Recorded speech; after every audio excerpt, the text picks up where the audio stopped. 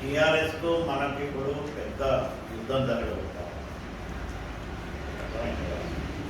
ఎందుకు ఇన్ని రోజులు మనం ఎందుకు పట్టించుకోలేదు కేసీఆర్ కానీ టీఆర్ఎస్ కానీ అంటే మనకు వాతావరణంతో చక్కగా లేదు.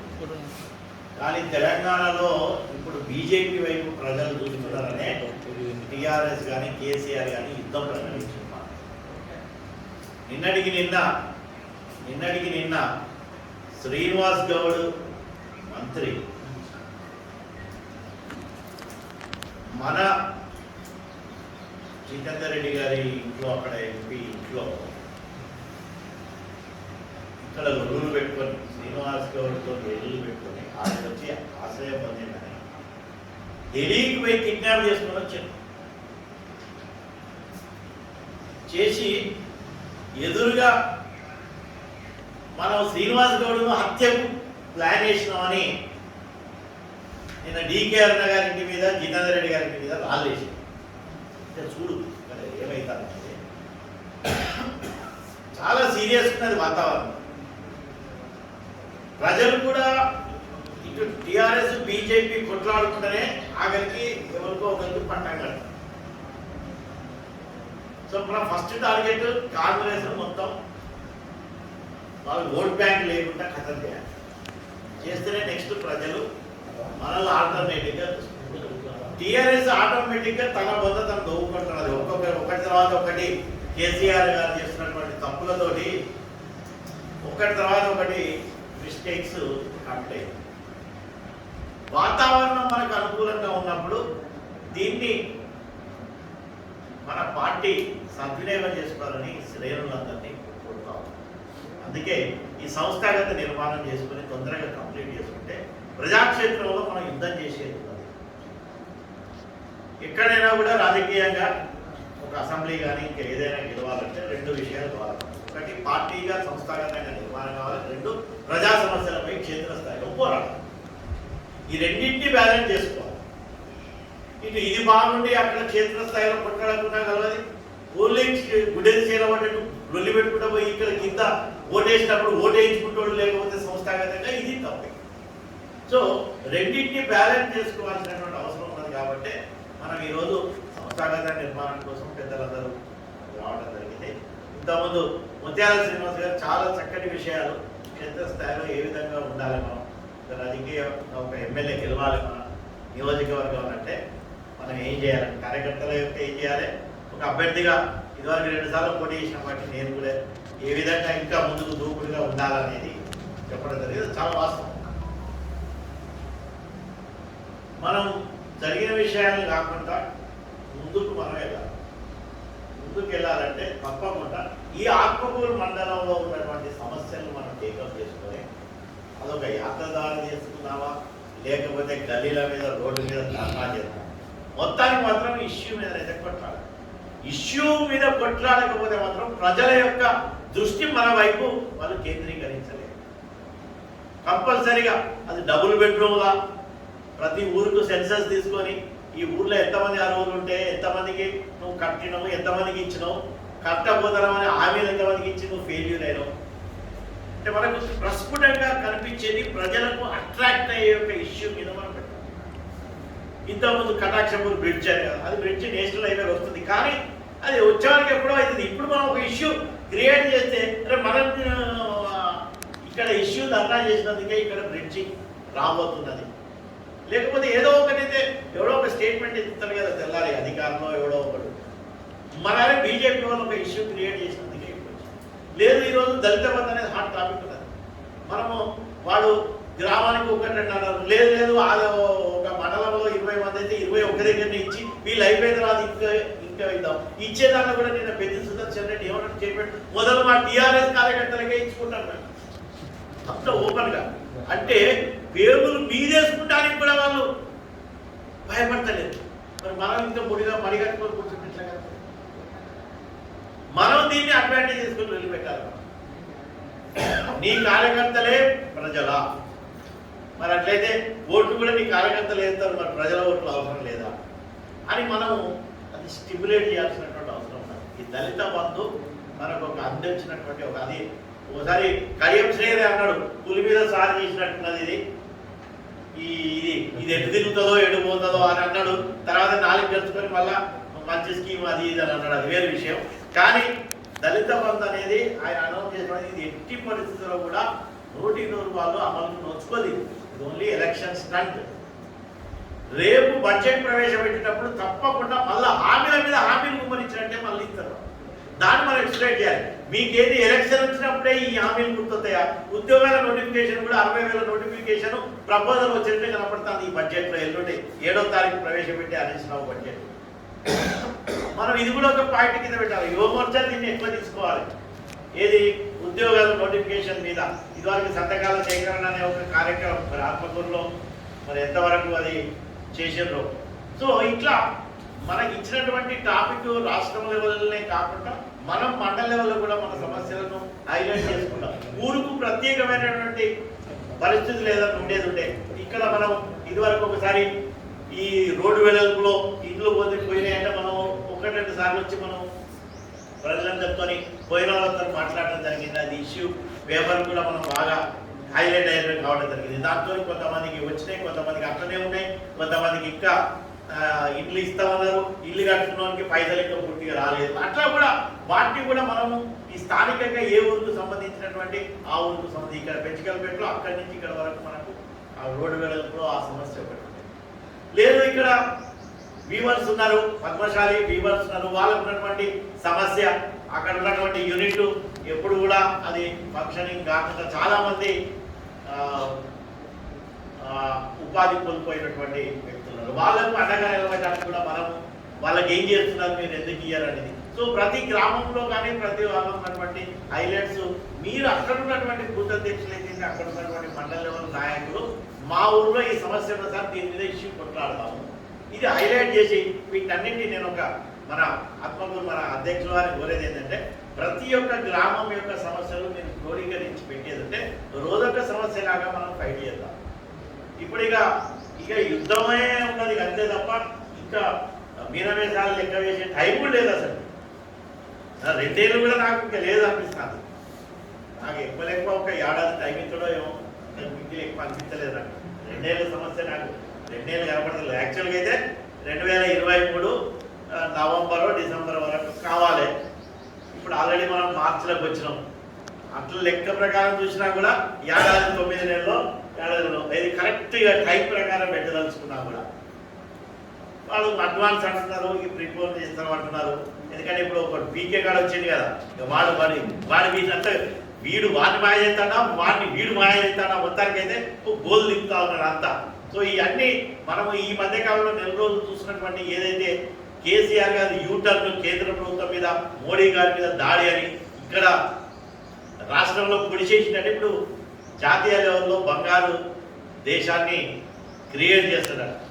అంటే వారి మాటలకు అసలుకి ఎక్కడ కూడా ఇక అల్లె వేసే పరిస్థితి కూడా లేనంత లెవెల్లో మాట్లాడుకుంటూ పోతున్నాడు కేసీఆర్.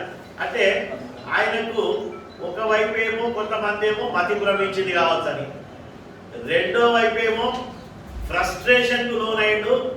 మనము ఈటల రాజేందర్ గారి యొక్క బీజేపీ బై ఎలక్షన్ మనం ఎక్కడైతే హుజురాబాద్లో గెలవంగానే టోటల్గా ఫ్రస్ట్రేషన్కు పోయింది కాబట్టి ఎక్కడ అదంతా ఈ విధంగా బయటకు వస్తానని. లేకపోతే మూడోది తన చేసినటువంటి సర్వేలో బీజేపీకి ఆదరణ ఎక్కువ పెరుగుతుంది, నువ్వు ఇప్పటికిప్పటికి పోటీ చేస్తే 20 నుంచి 26 కన్నా ఎక్కువ గెలవని ఒక రిపోర్ట్ ప్రకారంగా కూడా తప్పని పరిస్థితిలో ప్రశాంత్ కిషోర్ను పిలిపించుకొని తను అడ్వైజ్ కావాలని. మళ్ళా ఒకవైపేమో తలసాని శ్రీనివాస్ యాదవ్ అంటాడు, అరే మా కేసీఆర్ కన్నా సూర్యమార్గం ఎవరున్నారు ఈ దేశంలో, మరి నీకు సూర్యమార్గం ఈయనే మరి అనుకున్నప్పుడు మరి ప్రశాంత్ కిషోర్ని ఎందుకు పిలిపించుకొచ్చుకున్నావు, నీకు భయం లేకపోతే, నీకు ఎలక్షన్ స్ట్రాటజిస్ట్ మాకన్నా పెద్దోడు ఎవడని తలసాని శ్రీనివాస్ యాదవ్ మన ప్రెస్ మీట్ పెట్టి ఒకడు అడిగితే ప్రెస్ మిత్రుడు మీరు ప్రశాంత్ కిషోర్ను ఎందుకు సార్ మీరు ఎలక్షన్ ఆయన వ్యూహకర్త అంటే మావన్ కన్నా పెద్ద వ్యూహకర్త ఎవరున్నారు అని తలసాని శ్రీనివాస్ యాదవ్ బడా ఎవరు, మరి మీ వాడే పెద్ద వ్యూహకర్త అయితే మరి వీరెందుకు పిలిపించుకొచ్చుకున్నారు, మామూలు కాదు 500-600 కోట్ల రూపాయల ప్యాకేజ్ అంట ప్రశాంత్ కిషోర్. అంటే ఇవన్నీ చూస్తుంటే డెఫినెట్గా ప్రజలు భారతీయ జనతా పార్టీ వైపు చూస్తారు. ఇంతకుముందు ముత్యాల సినిమా చెప్పినట్టు ఆల్రెడీ బీజేపీ ప్రజల ఇళ్లలో పోయింది, మోడీ గారు ప్రజల గుండెలలో పోయింది. ఇక మనము ఇక్కడ లోకల్ లెవెల్లో మనము పోవాల్సినటువంటి అవసరం ఉన్నది. మనమే ఎందుకున్నాం, ఇంకా ప్రజలు మనమే చూస్తాను, మనం ఎటో చూస్తాను. ఇంకా మనం కూడా వాళ్ళ వైపు చూసి దూకుడు పోతే ఇంకొక 20 మంది మనతో తిరుగుతారు. ఎక్కడ కూడా మనకు ఇప్పుడున్నటువంటి సంకేతాల ప్రకారంగా మీరు అనుకుంటారు కాబట్టి ఇవాళ బూతులు ఏదో ఖాళీలు ఉన్నాయి, ఇవన్నీ ముచ్చటే లేదు. త్వరలోనే మీకు కాంపిటీషన్ అవుతుంది. ఇడిసల సార్కు ఎవరు తీసేయాలి సార్, ఎవరు తీసేయాలి సార్ అని అడిగే పరిస్థితి వస్తుంది మన దగ్గర కూడా కంపల్సరీగా. నాకైతే ప్రగాఢ నమ్మకం ఉన్నది. అంత లెవెల్లో యూత్ మన వైపు చూస్తున్నారు. యూత్ను పూర్తిగా అంటే ఇక ఈవెన్ సీనియర్ లీడర్స్ కూడా ఇండైరెక్ట్ గా సూచనలు వస్తున్నాయి. కానీ వాళ్ళు ఏంటంటే ఇక కొంచెం ఆగుతాం సార్, మేము కొంచెం మాకు ఒకరికేమో కాంట్రాక్ట్ బిల్లు ఆగో, లేకపోతే ఒకరికి సార్ ఇప్పుడు వాళ్ళ అధికారంలో ఉన్నారు కదా సార్, ఏదో మాకు ఇంకా కొన్ని కమిట్మెంట్స్ లేదు సార్ అవి తీరాలనో, లేకపోతే కొన్ని ఎమ్మెల్యేకు భయపడి కొంతమంది ఇక వేరే కారణాలతో ఏదైతే ఉన్నది. కానీ వాళ్ళు కూడా వాళ్ళ ధర్మారెడ్డిని పక్కకు పెట్టే పరిస్థితి. ధర్మారెడ్డి కోటని కూడా ధర్మారెడ్డికి వ్యతిరేకంగా తయారవుతున్నారంటే మీరు ఆశ్చర్యపడాల్సిన పని లేదు. చాలా ఆయన కూడా ఫ్రస్ట్రేషన్లో ఆయన కూడా నాయి 600-700 కోట్ల రూపాయలు బకాయిలు ఉన్నాయి, నాకు ప్రభుత్వం నేనేమని చెప్పుకోవాలని ధర్మారెడ్డి. అర్థమైనా? ఇక్కడ అంతా ఒక్కరికొకడు ఎక్కడ కూడా ఒక గవర్నెన్స్ అని లేకుండా పోతుంది ఈ రాష్ట్రం. ఎవరి యొక్క బిల్లులు కాంట్రాక్టర్లు హ్యాపీగా లేదు, వాళ్ళ బిల్లులన్నీ పెండింగ్ అది. రైతులు మొన్నటి వరకు మనం చూసినాం, వడ్ల ముచ్చట వాడు మన మంచిపోతే వడ్లలో తీసుకొచ్చినట్టు. ఇప్పుడు ఎవరు అడిగినా అరే ఇది కేంద్రమే కొంటానంట కదా అని వాడే చెప్పక ప్రజలందరికీ మనకన్నా ఎక్కువ వాడే ప్రచారం చేసింది. ఇన్ని రోజులు ఏమన్నాడు అసెంబ్లీలో, ప్రతి ఆఖరి గింజ వరకు నేనే కొంటానని ప్రగల్భాలు పలికినవాడు.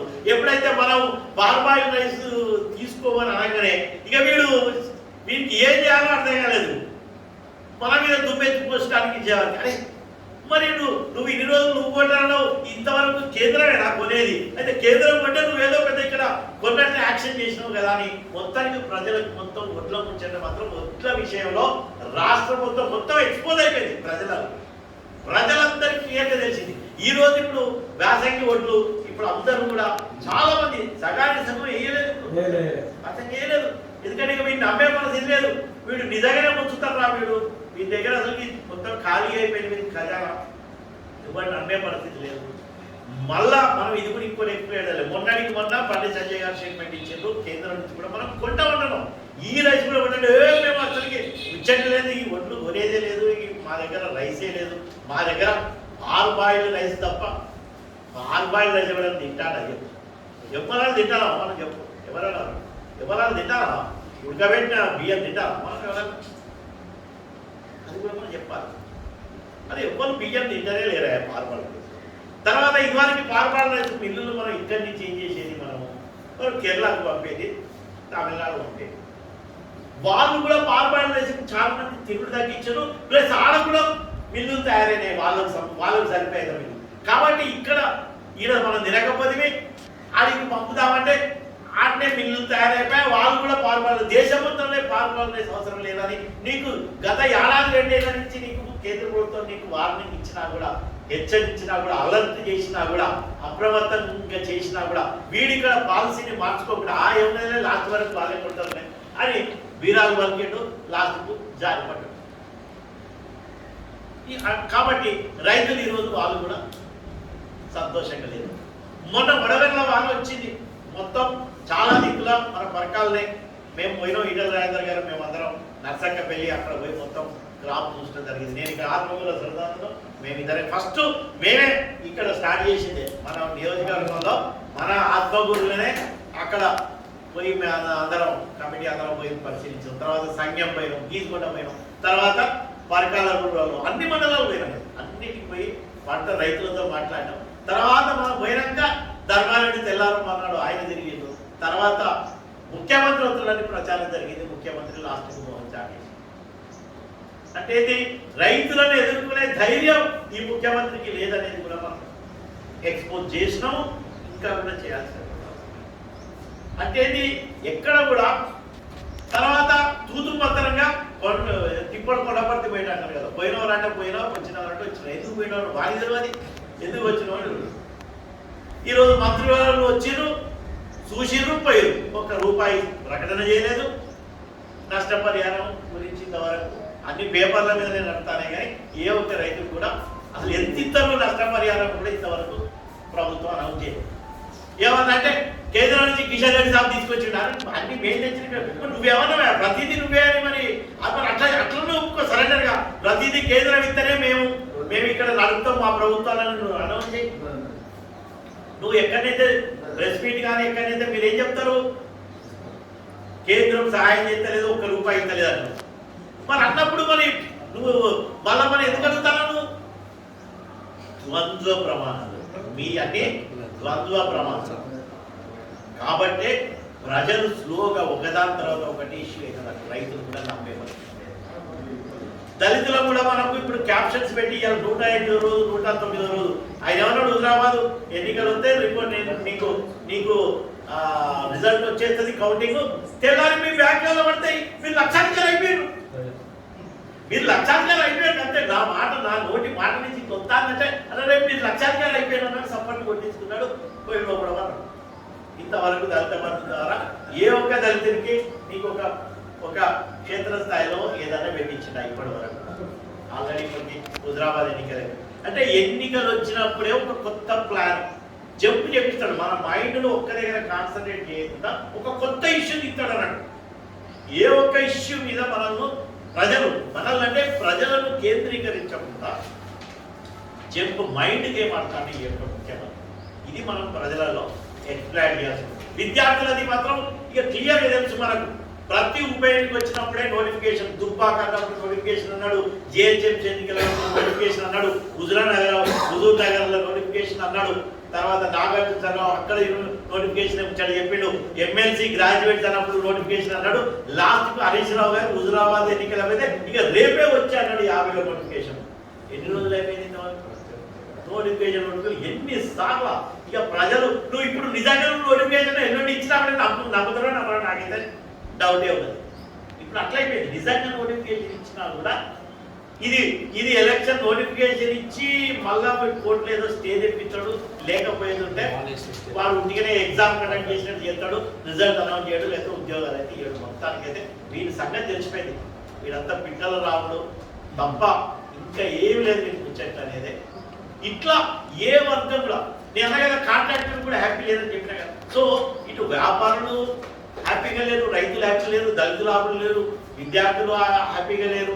ఏ ఒక్క కుల సంఘాలు కూడా, అన్ని కుల సంఘాలు అందరికీ ఫస్ట్ స్టార్టింగ్ లో ప్రతి ఒక్క కులానికి నీకు ఇది తీసుకోపో అన్నట్టు. గొర్రె కావాలి, గొర్రెల కోసం 3,50,000 యూనిట్లు వెయిటింగ్, డబ్బులు కట్టి కూడా వాళ్ళ వంతు కట్టినాక కూడా ఇంతవరకు గొర్రెలు పంపి అట్లనే ఆగిపోయి. సో ఇట్లా ఏ ఒక్క కమ్యూనిటీని చూసుకున్నా కూడా వాళ్ళు కూడా హ్యాపీగా లేరు. కాబట్టి ఇది రైట్ టైం మనం ఈ యొక్క ఇష్యూస్ అన్నింటినీ మనము ముందుకు తీసుకెళ్ళి, నాకు చాలా నమ్మకం ఉన్నది. ఇంతకుముందు మిత్రులందరూ కొన్నట్టు నా తరఫున 100%గా నేను ఫుల్ టైమ్గా మీతో తిరగడానికి ఆల్రెడీ నేను గత నెల రోజుల నుంచి నా యాక్టివిటీస్ చూస్తున్నాను, పెంచుకుంటూ పోతున్నా. రేపు పొద్దున కూడా ప్రజలు మన వైపు చాలామంది రేపు పొద్దున 8 గంటలకు చెర్లపల్లిలో ముదిరాజ్ కమ్యూనిటీ అంతా మన దాంట్లో జాయిన్ అవుతున్నారు. 8 గంటలకు మేము అక్కడికి వెళ్తున్నాం. నిన్న గాంధీనగర్లో మనకు ఎవ్వరు లేకుండా యూత్ అంతా గాంధీనగర్లో సంఖ్యమండలం పోయినా అక్కడ యూత్ అంతా మన దాంట్లో నిన్న జాయిన్ అయ్యారు. అట్లనే ప్రతి దగ్గరికి కూడా మనం పరామర్శలకు వెళ్తున్నాం. అక్కడ వెళ్ళినప్పుడే మనకు కొద్దిగా వాతావరణం బిల్డప్ అవుతున్నది.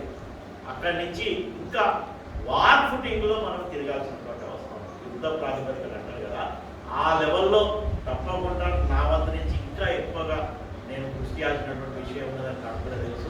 తప్పకుండా ఇంకా ఎక్కువ టైం ఇచ్చి మిమ్మల్ని కూడా నేను మండలాధ్యక్షుడు సాధారణంగా నువ్వు నిద్రపోకుండా చేస్తాను కదా, రోజు కాడికి సుత్తగదిగా నేను నాకు ఏజ్ అయిపోయిందంటావా మరి సాధారణంలో మరి వాళ్ళ కార్యవర్గం ఎవరైతే ఉన్నారో వాళ్ళని ఎవరిని కూడా ఇప్పుడు అనుకున్నటువంటి మన 9 మంది శక్తి కేంద్రాలతో రోజువారీగా ఆల్టర్నేట్గా ఇంటరాక్ట్ అయిపోయి మీ కమిటీలు ఏమైపోయింది నాకు మొదటి నుంచి వెన్నుదన్నున్నటువంటి కాచం గురు ముత్యాల శ్రీనివాసు నాకైతే మొదటి నుంచి ఫుల్ సపోర్ట్గా ఏ విషయమైనా కూడా సలహాలు వేషంగా నిక్కచ్చిగా మన శ్రేయోభిలాసే నిజమైనటువంటిగా నా లోపాలను బయటికి తీస్తాను. లేకపోతే ముందేదో నిజంగా మనం లోపలికి కావాల్సిన కూడా మెల్లగా తీయగా చెప్పి ఎందుకంటే అది చేస్తాం. నాకు నిజమైనటువంటి శ్రేయోభిలాసలే నాకు మన యొక్క లోపాలు నిజంగా మనం మంచిగా ఉండాలి, మనం గెలవాలన్నప్పుడు మన యొక్క షార్ట్ ఫాల్స్ మన ఏ షార్ట్ ఫాల్స్ను మనం తొందరగా కరెక్ట్ చేసుకొని నా యొక్క షార్ట్ ఫాల్ నాకు తెలుసు టైమింగ్ ఎక్కువగా ఇవ్వాలి. అంత మిగిలి నన్ను ఏ రంగంలో కూడా ధర్మారెడ్డి కన్నా దరిదాపులో కూడా రాలేడని వాడు నా ఎడ్యుకేషన్లో కానీ నా సబ్జెక్ట్లో కానీ నా మాటలలో కానీ నా స్పీచ్లో కానీ నాకు విధంగా ఏ విషయంలో కూడా ఎక్సెప్ట్ ఆ టైం ఫ్యాక్టర్ ఒకటి. ఆ టైం ఫ్యాక్టర్ డెఫినెట్గా నేను మీకు మీ సమక్షంలో నేను అష్యూరెన్స్ ఇస్తున్నా. ఏ క్షణంలో ఏ టైంలో మీరు మీ నుంచి కూడా నాకు టోటల్ కోఆపరేషన్ వాళ్ళు ఉన్నటువంటి తక్కువ టైంలో మీరు కూడా ఇంకా ఎక్కువగా కష్టపడండి. మనము అందరము సమిష్టి లాభం ఇది మ్యూచువల్గా. నేను ఎమ్మెల్యేగా అయితే మీరు లాభపడతారు, మీరు కష్టపడితే నేను ఎమ్మెల్యే అయిపోతే తద్వారా మీరందరూ కూడా ఎంపీటీసీలు కానీ జడ్పీటీసీలు కానీ సర్పంచ్లు కానీ అదొక్కటే కాదు చాలా ఉంటాయి. మీకు తెలియదు కాదు ఎన్ని ఆపర్చునిటీస్ ఉంటుంది అనేది.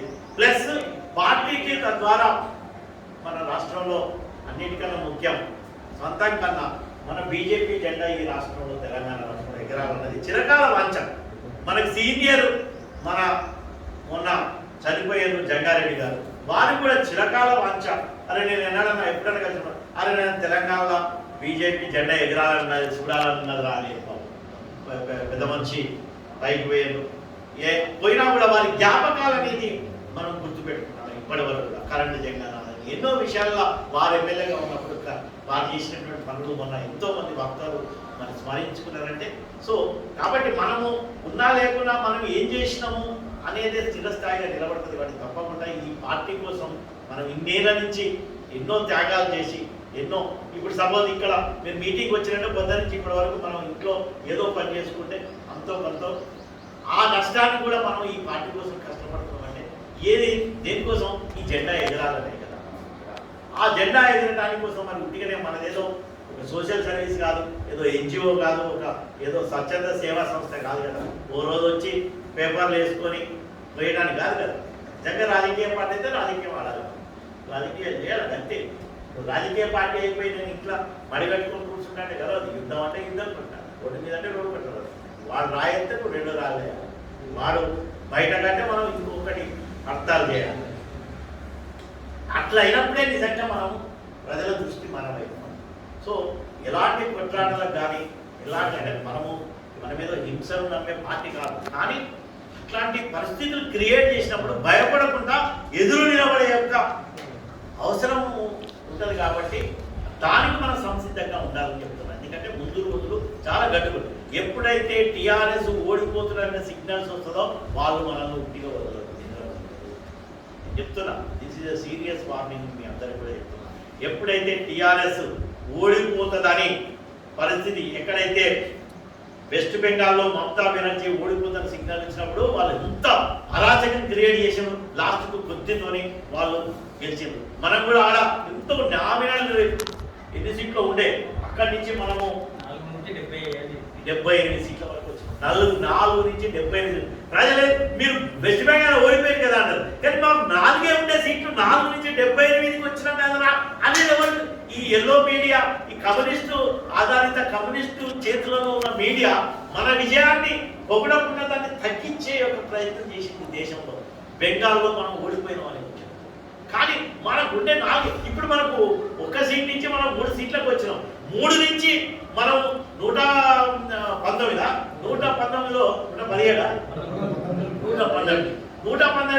50 వరకు వచ్చినాం అనుకో. అందాలు అయినా కూడా ఈ ఎల్లో మీద మీరు ఓడిపోయిందని క్రియేట్ చేసే అవకాశాలు. కాబట్టి మన టార్గెట్ 70+ మన టార్గెట్ తెలంగాణలో. దాని మీద పోవాలి. ఎందుకంటే మళ్ళీ మనం 50 వరకు వచ్చి జనరల్ ఆగినా కూడా బెంగాల్ మీరు ఓడిపోయారని అంటే మనకు దేశం మొత్తం ప్రచారం. మనం 3 నుంచి 50కి వచ్చినా కూడా ఇంకొక 5 తక్కువన్నా కూడా మనతో కలిసేటోడు ఎవడు, ఎందుకంటే ఎంఐఎం వాడు మనతో కలవాడు. ప్రభుత్వం ఏర్పాటు చేసినాడు వాళ్ళకి 40 వచ్చినా 60 వారికి వచ్చినాయి అనుకో, 20 వారికి వచ్చినాయి అనుకో ఎంఐఎం, 20-40 కలిపి 60 వాళ్ళు ఏర్పాటు చేస్తారు, మనం 50. కాబట్టి మన టార్గెట్ ఇక పెద్దగానే పెట్టుకోవాలి. మనం అట్లా ప్లాన్ చేస్తున్నది మొత్తం పార్టీ యంత్రాంగం. చాలా సీరియస్గా మంత్రాలు అవుతున్నాయి. ఈవెన్ ఇవ్వని వదులుతలేరు. బండి సంజయ్ గారు తప్పు చేస్తే కూడా బండి సంజయ్కి వారిని, కిషన్ రెడ్డి గారు తప్పు చేస్తే కూడా అమిత్ షా గారు అందరికీ వార్నింగ్స్ ఇస్తాను. ఎవరిని వదులుతలేడు. మనకు రాష్ట్రంలో దూకుడు వచ్చిందంటేనే బండి సంజయ్ గారు, వారికే వార్నింగ్స్ వస్తాయి అంటే ఎంత సీరియస్ ఉన్నది జాతీయ పార్టీ అనేది ఆలోచించండి. మనం ఎంతే కదా. కాబట్టి ఏదో ఒక వాళ్ళను పార్టీ తిట్టినా వార్నించినా అది దేనికోసం, మనకి ఇక్కడ పార్టీ రావాలని, మనకి వ్యక్తిగత గొడవలు ఉన్నాయా, మనకేమన్నా గెట్టు పంచాయతీలు ఉన్నాయి ఇక్కడ మన సిద్ధాంతం గెలవాలి, మన జెండా గెలవాలి. ఇది మన టార్గెట్. తెలంగాణలో బీజేపీ రావాలి అంతే, ఇదే టార్గెట్. దీనికోసమే మనం అందరం కొట్లాడుతున్నాం. కాబట్టి మీ అందరి కొంచెం మనం పార్టీ మీటింగ్ పెట్టినప్పుడన్నా అధ్యక్షుల వారు జర పాప సూచన ఇస్తాడు, ఆయన బాధపడుతూ అంటాడు, ఏం చేయాలి సార్, 1-2 సార్లు మెసేజ్ ఇస్తాను, చెప్తాను సార్, ఇక వద్దలేరు సార్, నా కార్యవర్గ సభ్యులే వద్దలేరు సార్, ఇక నేను వేరే వాళ్ళని ఎక్కడ. కాబట్టి కనీసం ఆఫీస్ పేరెంట్స్ ఫుల్ స్ట్రెంత్లో ఉండి వాళ్ళ కింద ఉన్నటువంటి బూత్లలో బూత్ అధ్యక్షులను అందరినీ మోటివేట్ చేసి, మీరు ఒక్కరు కాదు, మీరు వచ్చినప్పుడు మీ బూత్ అధ్యక్షులు ఎందుకు ఇప్పుడు ఒకరికి ఫోన్ చేస్తే నేను పేరు చెప్పాను, ఫోన్ చేస్తే సార్ నాకు తెలియదు సార్ మీటింగ్ ఇది లేకపోతే నేను వచ్చేటప్పుడు సార్ అంటే అట్లా మన ఊరి నుంచి మనం వచ్చినప్పుడు మీ ఊర్లో ఉన్నటువంటి బూత్ వాళ్ళను మీరు ఇన్ఫర్మేషన్ ఇచ్చు. అంటే ఒకసారి సమయానికి ఆయన వాట్సాప్ గ్రూప్ చూడలేదనుకున్నాం, ఎవరైతే చూసారో వాళ్ళు వచ్చినప్పుడు మీ దాంట్లో పడిపోతే మనం ఇక్కడ ఇంకొక 20 మంది నిలబడవనుకో ఎట్లా అనిపించి మనకు ఒక 20 మంది ఇప్పుడు మొత్తం లెక్క పెట్టిన మనం 25 మంది ఉన్నాం మొత్తం అందరూ కలిసి, నాతో ఉన్నారు కాదు మిగతా కాదు, 23 మంది 25 మంది. ఇంకొక 20 మంది వస్తే ఒక 50 మందితో మీటింగ్ ఉంటే మనకే ధైర్యం వస్తుంది, మనకే ఉత్సాహం వస్తుంది. కాబట్టి నెక్స్ట్ మీటింగ్ కల్లా 2 విషయాలు అధ్యక్షుల వారు, ఒకటి ప్రజాక్షేత్రంలో ఏం ఇష్యూ చేసుకుందాం అనేది కంపల్సరీ మండలాధ్యక్షుడికి ఆ విజన్ ఉండాలి. మీరే అందరితో తీసుకొని కూర్చొని మీరు ఒక ఇష్యూ టేకప్ చేయండి. త్వరలోనే ఆత్మకూరు హెడ్ క్వార్టర్స్లో ఒక ఇష్యూ మీద మనం కంపల్సరీగా ఒక ఇష్యూ మీద మనం అందరం కూర్చోవాలి. అది బయటక నిరసన నిరాదీక్ష లేకపోతే రోడ్డు రాస్తారో కానీ ఏదో కానీ ఒక ఇష్యూ మాత్రం కంపల్సరీ ఆత్మకూరు హెడ్ క్వార్టర్లో, అది ఆత్మకూరు హెడ్ క్వార్టర్ సమస్య, అది విద్యాపరంగా లేకపోతే ఉపాధి పరంగా ఉపాధి పరంగా లేకపోతే ఆఫీసుల వాళ్ళు చేస్తున్న పరంగా లేకపోతే హాస్పిటల్లో సౌకర్యాలు ఏదో ఒక ఇష్యూ పోదాం, హాస్పిటల్ పోదాం, రైట్. ఎవరైతే మనకేది డాక్టర్ రాలేదు సిస్టర్ రాలేదు, ఎస్ ఇష్యూ, అరే బీజేపీ కొట్లాడుతుందిరా, ఓ రోజు పోదాం వెటర్నరీ ఏమైంది అక్కడ ఎనిమల్ హస్బెండరీ డిపార్ట్మెంట్ ఉన్నాడా లేదా, వాడు వస్తాడా లేదా, పోదాం. ఎస్ అగ్రికల్చర్ ఆఫీస్ పోదాం, పొద్దునే పోయి ఏమైంది మన నష్టపరిహారం గురించి మీరంతా లెక్కలు అయినాయా, ఎంతవరకు వచ్చింది ఇవ్వడం లేదు, రోడ్డు పడతాను ఎక్కడికైనా ఒకసారి తిరుమల రోడ్డు కాడికి పోయినా కదా మనందరం పోయి నాణ్యంగా లేదు ఈ పని, కింద నుంచి సోదరు మీద పైన వాడు దుమ్మపోతాడు, పైన చక్కన తాను కూడా వేసి పడేస్తాడు, వాడు కింద నుంచి వాడు బిడ్డకు మళ్ళీ వాన రాగానే వెళ్ళిపోతాడు అందరికి కాంట్రాక్ట్. సో ఈ ఎక్స్ప్లోర్ చేయాలి మనం, ప్రతిదీ ఇష్యూ టేకప్ చేయాలి. మనం ఇక ఎప్పటికీ గ్రౌండ్ మీదనే ఉండేటట్టు చేయాలని అధ్యక్షుల వారికి కూడా మనవి చేస్తూ, తర్వాత ఇంతకుముందు మీరు అందరూ హామీ ఇచ్చినట్టు ఈ 5 రోజులలో సంస్థాగత గీత అప్పుడు గురుప్రసాద్ బలమే కనపడదు. 5 రోజులలో మీరు ఇచ్చినటువంటి హామీ ప్రకారంగా ఆయనకు కంపల్సరీగా, ఎందుకంటే మండల ఇన్ఛార్జి కాబట్టి జిల్లాలో